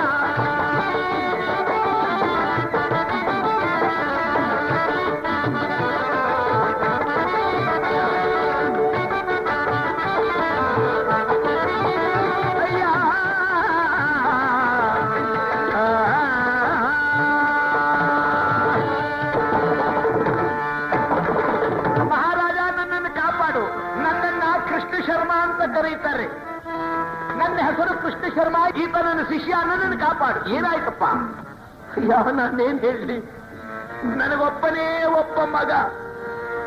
ಆ ಮಗ ಎಂಥವ್ರು ಅಂತೀಯ? ಬಹಳ ಸ್ಪೃದ್ರೂಪಿ. ಕೆಂಪುಲಿಗೊಂದರ್ಪಡಿಸಿ ಪಿಡಿದಿದ್ದೆಲ್ಲ ತನ ಜನ ಕೇಳರದ. ಅಯ್ಯ, ನಿನ್ನ ದರ್ಶನಕ್ಕೆ ಬರ್ಬೇಕು ಅಂತ ಬರ್ತಾ ಇದ್ದೆ, ಒಂದು ದೊಡ್ಡ ಹುಲಿ ಹಾರಿ ಬಂದಿದ್ದೆ, ನನ್ನ ಮಗನ ಹಿಡ್ಕೊಂಡ್ಬಿಡ್ತು ಕಣಪ್ಪ. ಏನು ಆಶ್ಚರ್ಯ ಇದು! ನಮ್ಮ ರಾಜ್ಯದಲ್ಲಿ ಪ್ರಾಣಿಗಳಿಂದಾಗಿ ಯಾರಿಗೂ ಬಾಧೆ ಜಪ್ಪುವುದೇ ಇಲ್ಲ. ಹೇಳುವುದಾದರೆ ಕಾಡು ಪ್ರಾಣಿಗಳು ಕ್ರೂರತನವನ್ನೆಲ್ಲ ಬಿಟ್ಟು ಸಾತ್ವಿಕ ಸ್ವಭಾವವನ್ನು ವಹಿಸಿ ನಡೆಯುತ್ತಿದೆ ಎಂದು ಹೇಳ್ತಾರೆ. ಇದೇನು ಆಶ್ಚರ್ಯವಾಗಿದೆಯಲ್ಲ. ಹಾಗಾದರೆ ಬ್ರಾಹ್ಮಣೋತ್ತಮ, ಈಗೇನು ಮಾಡಬೇಕು? ಏನೂ ಇಲ್ಲದನ್ನಪ್ಪ. ನಾನದನ್ನು ಕೇಳಿಕೊಂಡೆ. ಅಯ್ಯ, ಬಹಳ ವಯಸ್ಸಾದ ಮುದುಕ ನಾನು. ಈ ಬಾಳಿ ಪ್ರಪಂಚದಲ್ಲಿ ಇನ್ನೇನು ಮಾಡಬೇಕಾಗಿಲ್ಲ. ಆದ್ದರಿಂದ ದಯಮಾಡಿ ನನ್ನನ್ನು ತಿಂದು ನನ್ನ ಮಗನನ್ನು ಬಿಟ್ಟುಬಿಡು, ಅವನು ಹೇಗಾದ್ರೂ ಬದುಕೊಳ್ಳಿ ಅಂತ ಕೇಳಿಕೊಂಡೆ. ಆಗ ಹುಲಿ ಒಂದು ಮಾತು ಹೇಳಿದಪ್ಪ, ಅದನ್ನು ಹೇಗೆ ಹೇಳಿ ನಿನಗೆ? ಹಾಗಂದ ಕೂಡಲೇ ಮಹಾರಾಜ ಕೇಳ್ತಾನೆ, ಅದೇನು ಹೇಳಿ? ನಿಮ್ಮ ಮಗನ ಪ್ರಾಣದಾನ ಮಾಡುವುದಕ್ಕಾಗಿ ಏನಾಗಬೇಕಾಗಿದೆಯೋ ನಾನು ಮಾಡಲು ಸಿದ್ಧನಾಗಿದ್ದೇನೆ, ಕೇಳಿ. ಏನದು? ಏನು ಇಲ್ಲ. ಆ ಹುಲಿ ಒಂದು ಮಾತು ಹೇಳಿದೆ. ಏನು ಅಂದ್ರೆ, ಈ ನಾಡನಾಡುವ ಧರೆಯ ಅರ್ಧ ದೇಹವನ್ನು ನನಗೆ ತಂದು ಕೊಟ್ರೆ ನಿನ್ನ ಮಗನನ್ನು ಬಿಡ್ತೇನೆ ಅಂತ ಹೇಳಿತು. ಮಹಾಸ್ವಾಮಿ, ನೀನು ದಾನ ಧರ್ಮಾದಿಗಳಲ್ಲಿ ಅವಿಚ್ಛಿನ್ನವಾಗಿರುವ ಯೋಗವನ್ನು ಪಡೆದವನಾದ್ದರಿಂದ ನಾನು ಮತ್ತನ್ನೇನು ಹೇಳಲಾರದೆ ನಾನು ಈ ರೀತಿಯಾಗಿದ್ದೇನೆ. ದಯಮಾಡಿ ನನ್ನನ್ನು ಕ್ಷಮಿಸು ತಂದೆ. ಹಾಗಂದ ಕೂಡಲೇ ಸಭೆಯಲ್ಲಿ ಕೂತಿರೋರೆಲ್ಲ ಅಯ್ಯೋ ಅಯ್ಯೋ ಅಯ್ಯೋ ಅಯ್ಯೋ ಅಯ್ಯೋ ಅಯ್ಯೋ ಏನು ಗತಿ ಏನು ಗತಿ ಏನು ಗತಿ ಅಂತಿದ್ದಾರಂತೆ. ಸೇನಾಧಿಪತಿ ಬಂದರೆ ಯಾರೋ ಸಿಪಾಯಿಗಳೇ, ಇವ್ರ್ಯಾರೋ ಬಂದಿದ್ದಾರಲ್ಲ ಈ ಬ್ರಾಹ್ಮಣರು, ಇವರಿಬ್ಬರನ್ನು ಕುತ್ತಿಗೆ ನಾಚಿಕೊಳ್ಳೋ ಅವರ ನಾಚಿಗೆ ತಂದು ಅನ್ನೋದರೊಳಗಾಗಿ ಮಹಾರಾಜನು ಮಾಡಿದ ಶಾಂತಿ. ಯಾಗ ಬಂದರದಲ್ಲಿ ಕುಳಿತಿರುವವನು ನಾನು, ಯಾರು ಏನು ಕೇಳಿದ್ರು ಕೊಡಬೇಕಾದ ವೃತ್ತಿಯನ್ನು ಕುಳಿತಿರುವವನೇ ವಿನಃ ಇಲ್ಲ ಎಂದು ಹೇಳುವವನು ನಾನಲ್ಲ. ಸ್ವಲ್ಪ ನಿಲ್ಲಿ, ಆ ಮಾತಾಡಬಾರದು ನಿಲ್ಲಿ, ಆ ಮಾತಾಡಬಾರದು ನಿಲ್ಲಿ ಅನ್ನುವುದರೊಳಗಾಗಿ ಮಹಾನುಭಾವರಾಗಿರ್ತಕ್ಕಂಥ ಮಯೂರಧ್ವಜ ತಿರುಗಿ ಹೇಳಿದರಂತೆ, ಅಯ್ಯ ಹಾಗಾದ್ರೆ ಆ ಹುಲಿ ಏನು ಹೇಳಿದೆ? ಸ್ವಾಮಿ, ಏನು ಮಾಡಲಿ ನನ್ನಪ್ಪ, ನಾನು ಅನೇಕ ವಿಧದಲ್ಲಿ ಕೇಳಿದೆ, ನನ್ನ ದೇಹ ಸಂಪೂರ್ಣವಾಗಿ ತಿನ್ನು ಎಂದರೂ ಕೇಳ್ತಾ ಇಲ್ಲ. ಅಯ್ಯ, ಮಹಾರಾಜನ ಅರ್ಧ ದೇಹ ಬೇಕು ಅಂತ ಕೇಳಿದೆ, ಆದ್ದರಿಂದಲೇ ಬಂದಿದ್ದೇನೆ, ನನ್ನಪ್ಪ ಕಾಪಾಡು. ಮಹಾರಾಜ ಹೇಳಿದ, ಅರ್ಧ ದೇಹ ಬೇಕಾಗಿದೆ ಅಂತ, ಸಂಪೂರ್ಣ ದೇಹವನ್ನು ಅಪೇಕ್ಷೆ ಪಡಲಿಲ್ಲವೇ? ಇಲ್ಲ. ಸಂತೋಷ. ಆ ವ್ಯಾಘ್ರವು ಅಪೇಕ್ಷೆ ಪಟ್ಟಿರುವಂತೆ ನನ್ನ ಅರ್ಧ ದೇಹವನ್ನು ನಿನಗೆ ಕೊಡ್ತೇನೆ, ದಯಮಾಡಿ ಸ್ವೀಕರಿಸಿ ಹೋಗಿ ನಿನ್ನ ಮಗನನ್ನು ಉಳಿಸಿಕೋ. ಪಕ್ಕದಲ್ಲಿ ಮಗ ಇದ್ದ, ಅಪ್ಪ ಏನ್ ಮಾತನಾಡ್ತಾ ಇದ್ದೀಯಪ್ಪ? ವಿಪ್ರೋತ್ತಮನೋರ್ವನ ಮಗನನ್ನು ಉಳಿಸುವ ಸಲುವಾಗಿ ನಿನ್ನ ದೇಹವನ್ನೇ ಅರ್ಧದಾನ ಮಾಡ್ತೀಯಪ್ಪ. ಚಂದ, ಇನ್ನೊಬ್ಬರ ಪ್ರಾಣವನ್ನು ಉಳಿಸುವುದಕ್ಕಾಗಿ ತನ್ನ ಪ್ರಾಣವನ್ನು ಕೊಡುವುದಕ್ಕೆ ಮಹಾತ್ಯಾಗ ಎಂದು ಅರ್ಥವಾಗುತ್ತಲ್ಲವೇನೋ? ಪರಮಾತ್ಮನ ಕರುಣೆಯಿಂದ ಇಂಥ ಒಂದು ಅವಕಾಶ ನನಗೆ ಸಿಕ್ಕಿತಲ್ಲ, ಅದಕ್ಕಾಗಿ ನಾನು ಸಂತೋಷ ಪಡ್ತೇನೆ. ಯಾರಲ್ಲಿ 2 ಸ್ತಂಭಗಳನ್ನು ಹೂಣಿ ಅನ್ನುವಾಗ ಅಲ್ಲಿ ಹೆಂಡತಿ ಕುಮಧ್ವತಿ ಇದಳು ಓಡಿ ಬರ್ತಿದ್ದಾಳೆ. ತಾಳಿ ಮಹಾರಾಜ, ಆ ಹುಲಿ ಕೇಳಿದವರ ಅರ್ಥ ಏನು ಗೊತ್ತೇ? ಏನು? ಅರ್ಧ ದೇಹ. ಅರ್ಧ ದೇಹ ಅಂದ್ರೆ ಅರ್ಧ ದೇಹದ ಅರ್ಥ ಏನು? ಹೆಂಡತಿ ಎಂಬುವಳು ಅರ್ಧಾಂಗಿ ಅಂತ ಹೆಸರಿಲ್ಲವೇ? ಅರ್ಧಾಂಗಿ ಅಂದ್ರೆ ಗಂಡನ ಅರ್ಧ ದೇಹ ಅಂತಲೇ ಅರ್ಥವಲ್ಲವೇ? ಅಂದ ಮೇಲೆ ಆ ಹುಲಿ ಕೇಳಿರುವುದು ನಿಮ್ಮನ್ನಲ್ಲ, ನನ್ನನ್ನ. ಅಲ್ಲಿ ಕೂತಿದ್ದ ಮಂತ್ರಿಗಳಂದ್ರೆ, ಏನ್ರೀ ಪಂಡಿತರೇ, ರೀ ಬ್ರಾಹ್ಮಣರೇ, ಏನ್ ಹೇಳ್ತೀರಾ? ಅವರನ್ನ ಜಯ, ಹಾಗಾಗಿದ್ರು ಒಪ್ಕೊಂಡ್ಬಿಡ್ತಿದ್ದೆ. ಆದ್ರೆ ಅದು ಏನು ಕೇಳಿದೆ ಅಂದ್ರೆ ಬಲಭಾಗದ ಅರ್ಧ ದೇಹವನ್ನು ಕೇಳಿದೆ. ಹೆಂಡತಿ ಯಾವಾಗಲೂ ವಾಮಾಂಗಿ ಅಂದ್ರೆ ಎಡಭಾಗ ಎಂದು ಅರ್ಥವಾಗುತ್ತೆ. ಆದ್ದರಿಂದಲೇ ಪರಶಿವನು ಪಾರ್ವತಿಯನ್ನು ತನ್ನ ಎಡತೊಡೆಯ ಮೇಲೆ ಕೂರಿಸಿಕೊಂಡಿದ್ದಾನೆ. ಆದ್ದರಿಂದ ಆ ಹೆಂಡತಿಯ ಭಾಗವನ್ನು ಅವರು ಕೇಳಿಲ್ಲ, ಗಂಡು ಭಾಗವನ್ನ ಅಂದ್ರೆ ಬಲಭಾಗವನ್ನೇ ಕೇಳಿದೆ. ಪಕ್ಕದಲ್ಲಿ ಕೂತಿದ್ದ ಮಗ ಎದ್ದ, ಸ್ವಲ್ಪ ನಿಲ್ಲಿ.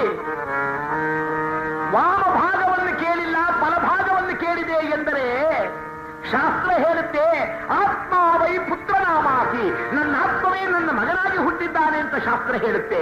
ಯಾವಾಗ ಎಡಭಾಗ ಇಲ್ಲವೋ ಇನ್ನು ಬಲಭಾಗದಲ್ಲಿ ಅರ್ಧ ಅಂದ್ರೆ ಅದು ನಾನು. ಆ ಹುಲಿ ಕೇಳಿರುವುದು ನಮ್ಮ ತಂದೆಯನ್ನೆಲ್ಲ, ನನ್ನನ್ನ. ಕೂತಿರೋರು ಹೇಳಿದ್ರು, ಹೌದು ಸರಿಯಾಗಿದೆ. ಕೃಷ್ಣ ಅಂದ, ಶಿಷ್ಯ ನಡಿಯಪ್ಪ ಹೋಗೋಣ, ಇಲ್ಲಿ ನ್ಯಾಯ ಧರ್ಮ ಏನು ಇಲ್ಲ ಕಣೋ. ಏನಾದ್ರೂ ದಾನ ಕೇಳೋಣ ಅಂತ ಬಂದ್ರೆ ದಾನ ಕೊಡೋ ಪುಣ್ಯಾತ್ಮ ಇದ್ರು, ಅಡ್ಡ ಬರೋ ಪುಣ್ಯಾತ್ಮರು ಬಹುಜನ ಇದ್ದಾರೆ ಕಣಪ್ಪ ಇಲ್ಲಿ. ನಡಿ ನನ್ನ ಮಗ ಸತ್ರು ಸಾಯಿಲಿ, ನಡಿ. ಮಯೂರಧ್ವಜ ಹೇಳಿದ, ಸ್ವಲ್ಪ ತಾಳಿ.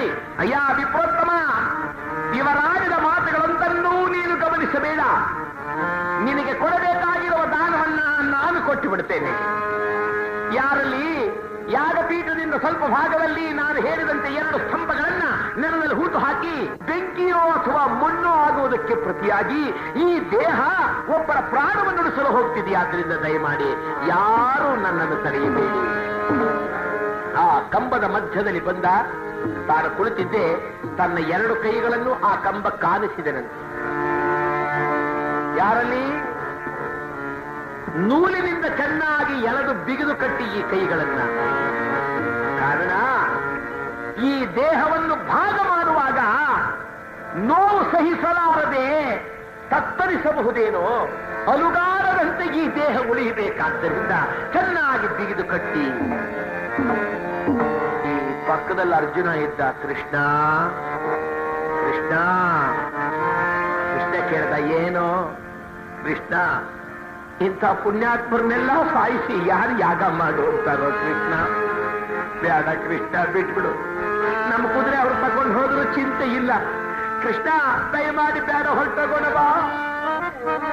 ಕೃಷ್ಣ ಹೇಳ್ದ, ಮುಂದೆ ಬಂದ್ಬಿಟ್ಟು ಹಿಂದಕ್ಕೆ ಹೋಗ್ಬಾರ್ದು ಕಡೆಯ. ಇಷ್ಟೆಲ್ಲ ಮಾಡ್ಬಿಟ್ಟು ಹೋದ್ರೆ ಸುಮ್ಮನೆ ಬಿಟ್ಟಾರ. ಆಮೇಲೆ ನಮ್ಮ ನೂರು ಜನ ನಮ್ಮನ್ನ ಯಾವನಾರ ಕಂಬಕ್ಕೆ ತಗೊಂಡೋಗಿ ಅಡ್ಡಡ್ಡ ಕೂದು ಬಿಡ್ತಾರೆ. ಸ್ವಲ್ಪ ಸುಮ್ಮನಿರಯ್ಯ. ಅರ್ಜುನ ಹೇಳ್ತಾನೆ, ಕೃಷ್ಣ ನೋಡಲಾರೆನು ಕೃಷ್ಣ, ಈ ಪರಿಜಕ್ಕೆ ನಾ ನೋಡಲಾರೆ ಕೃಷ್ಣ. ಹೇ ಕೃಷ್ಣ, ನನ್ನಿಂದ ನೋಡಕ್ಕಾಗಲ್ಲ ಕಣಪ್ಪ. ಕೃಷ್ಣನಿಗಿದ್ದಾನೆ, ಸ್ವಲ್ಪ ತಾಳು ಸ್ವಲ್ಪ ತಾಳು.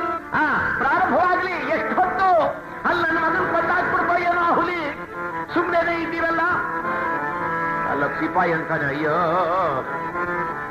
ಆ ಹುಲಿ ಅವನ ಮಗನ ಸಾಯಿಸಿ ಬಿಡ್ಲಿ, ನನಗ್ ಬಿಟ್ರೆ ನಾನು ಇವನ್ ಸಾಯಿಸಿ ಬಿಡ್ತೀನಿ ಅಂತ ಇವರು.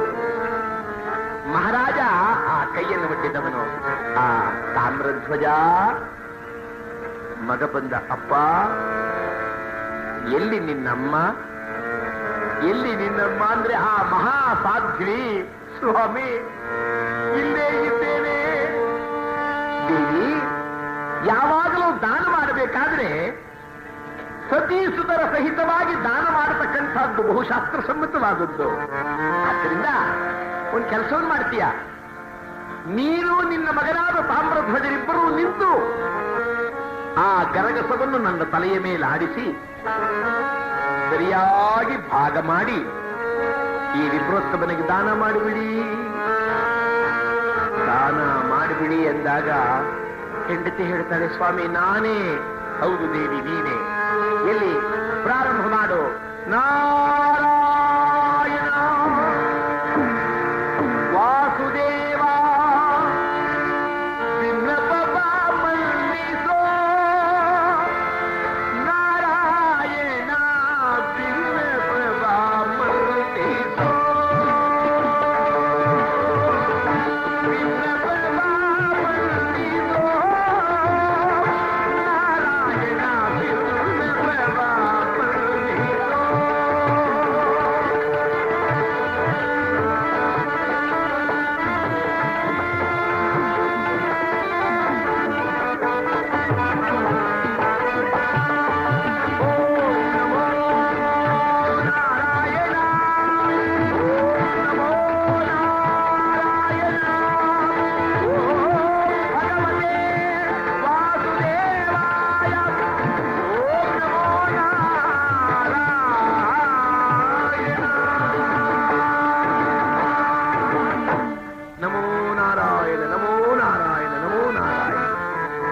ಪ್ರಾರಂಭವಾಗಲಿ, ಕಾರ್ಯಪ್ರಾರಂಭವಾಗಲಿ. ನಾರಾಯಣ. ಇನ್ನೇನು ಗರಗಸವನ್ನು ತಲೆಯ ಮೇಲೆ ಆಡಿಸುವ ಸಮಯ. ತಾಯಿಯನ್ನು ಕರೆದು ಮಗ ಹೇಳುತ್ತಿದ್ದಾನೆ, ಅಮ್ಮ, ಈ ದೇಹವನ್ನು ಭಾಗ ಮಾಡುವ ಕಾರ್ಯವನ್ನು ಅಪ್ಪ ನಮಗಾಗಿ ವಹಿಸಿಕೊಟ್ಟಿದ್ದಾನಲ್ಲಮ್ಮ. ಮಗನೇ, ಯಾರಾದರೇನು ಈ ಕಾರ್ಯವನ್ನು ಮಾಡಬೇಕಾಗಿದೆ, ಸಿದ್ಧರಾಗು ಸಿದ್ಧರಾಗು ಎಂದಾಗ ಒಂದು ಭಾಗದಲ್ಲಿ ಹೆಂಡತಿಯು, ಮತ್ತೊಂದು ಭಾಗದಲ್ಲಿ ಮಗನು ನಿಂತರಂತೆ. ಬಹಳ ತೇಜಿನಿಂದ, ಅಂದರೆ ಬಹು ಮನಚೂಪಾಗಿರತಕ್ಕಂಥ ಗರಗಸವನ್ನು ಹಿಡಿದು ತಲೆಯ ಮೇಲಿಟ್ಟರಂತೆ. ಈತ ನಾರಾಯಣ ಅನ್ನುವಾಗ ಒಂದು ಸಲ ಆ ಗರಗಸವನ್ನ ಸರ್ವನೆ ಎಳೆದರೆ ಚರ ಚರ ಚರ ಚರ ಚರನೆ ಕೊಯ್ದು ರಕ್ತವು ಚಿಲ್ಲನೆ ಹಾರಲಾರದು. ಮುಖವೆಲ್ಲವೂ ರಕ್ತಮಯವಾಗಿ ಹೋಗ್ತಾ ಇದೆ. ಈ ಮಯೂರಧ್ವಜ ನಾರಾಯಣ ನಾರಾಯಣ ನಾರಾಯಣ ನಾರಾಯಣ ನಾರಾಯಣ ಮತ್ತೊಂದು ಸಲದಲ್ಲಿ ಎಳೆಯುವಾಗ ಹರಿತದಲ್ಲಿ ರಘುತವನ್ನು ಹರಿಸುತ್ತಲಿ ಮುಂದೆ ಸಾಗಿದೆಯೇ ಆಯುಧ. ಮುಂದಕ್ಕೆ ಹೋಗ್ತಾ ಇದೆಯಂತೆ ಆಯುಧ. ಮುಂದಕ್ಕೆ ಹೋಗ್ತಾ ಹೋಗ್ತಾ ಹೋಗ್ತಾ ಹಣೆ ಸಂಪೂರ್ಣ ಕುಯ್ಯಲಾರಂಭಿಸಿದೆಯಂತೆ. ನಾರಾಯಣ ನಾರಾಯಣ ನಾರಾಯಣ ಅಂತಿದ್ದಾರೆ. ಈ ಅರ್ಜುನ ಅಂದ, ಕೃಷ್ಣ ಕೃಷ್ಣ ಸಾಕು ಮಾಡ ಕೃಷ್ಣ, ಇನ್ನೂ ಇದೇನು ಅವಸ್ಥೆ ಕೃಷ್ಣ, ಬೇಡ ದೇವಾ, ಈ ಅವಸ್ಥೆ ಬೇಡ. ಸ್ವಲ್ಪ ನಿಲ್ಲು ಅರ್ಜುನ. ಲೋಕದಲ್ಲಿ ಎಂಥೆಂಥ ಮಹನೀಯರಿದ್ದಾರೆ ಎಂಬುದು ನಿನಗೆ ಗೋಚರವಾಗುವುದು ಬೇಡವೇ?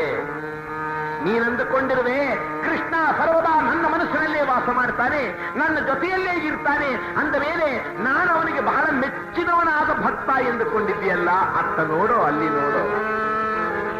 ಮತ್ತೊಬ್ಬರಿಗೋಸ್ಕರವಾಗಿ ತಮ್ಮ ತನುವನ್ನೇ ದಾನ ಮಾಡುವ ಈ ದಾನ ಮಾಡುವ ಮಹಾನುಭಾವನ ನೋಡು ಅನ್ನುವಾಗ ಈ ತಲೆಯನ್ನು ಕುಯ್ದು ಕುಯ್ದು ಕುಯ್ದು ಕುಯ್ದು ಏನಾಗಿದೆ ಅಂತೆ, ಅರ್ಧ ಭಾಗವಾಗಿದೆ, 2 ಹೋಳಾಯಿತಂತೆ. 2 ಹೋಳಾದ ಕೂಡಲೇ ನೋಡುತ್ತಿದ್ದರೆ ಈ ಬಲಭಾಗ ನಗುತ್ತಿದೆ, ಎಡಭಾಗ ಅಳುತ್ತಿದೆ.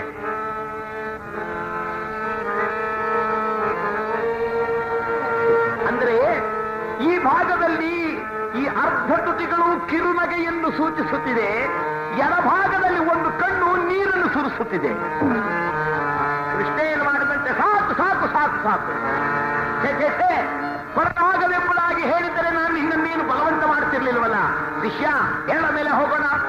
ತಾಳಲಾರದ ತಾಪದಿಂದಲೇ ದಾನ ಕೊಡುವ ಹರಸ, ತಾಳಲಾರದ ತಾಪದಿಂದಲೇ ದಾನ ಕೊಡುವ ಹರಸ, ಒಲ್ಲೆ ಒಲ್ಲೆ ನಾನೀ ಬರಿಯಲಿ ತಾಪದಾನವಲ್ಲ.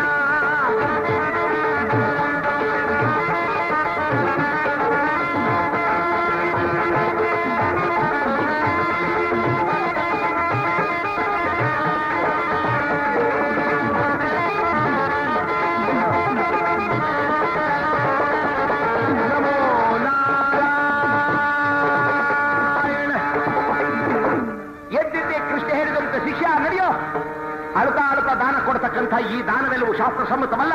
ನನ್ನ ಮಗ ಸತ್ತರೂ ಚಿಂತೆಗಿಲ್ಲ, ಇನ್ನು ನಾನು ಒಂದು ಕ್ಷಣವೂ ಇಲ್ಲಿ ನಿಲ್ಲುವುದಿಲ್ಲ ನಡೆಯುವುದಾಗಿ ಅರ್ಜುನನ ದರದಲ್ಲಿ ಹೇಳ್ಕೊಂಡು ಅರ್ಧ ಭಾಗ 2 ಹೋಳಾಗಿ ಹೋಗ್ಬಿಟ್ಟಿದೆ ತಲೆ. ಆಗ ಈ ಕೂತಿದ್ದ ರಾಜ ಕೈ ಹೀಗೀಗಂದನಂತೆ. ಹೀಗಂದ್ರೆ ಆ ಕಂಬಕ್ಕೆ ಬಿಗಿದಿದ್ದರಲ್ಲ ಕೈ, ಅದನ್ನು ಸಡಿಲ ಮಾಡಿದರಂತೆ. ಸಡಿಲ ಮಾಡಿದರೆ ತನ್ನ ತಲೆಯನ್ನ ಹೀಗಂದ್ರೆ ಹೋಳಾಗಿರುವ ತಲೆಯನ್ನು ಕೂಡಿ ಹಾಕಿ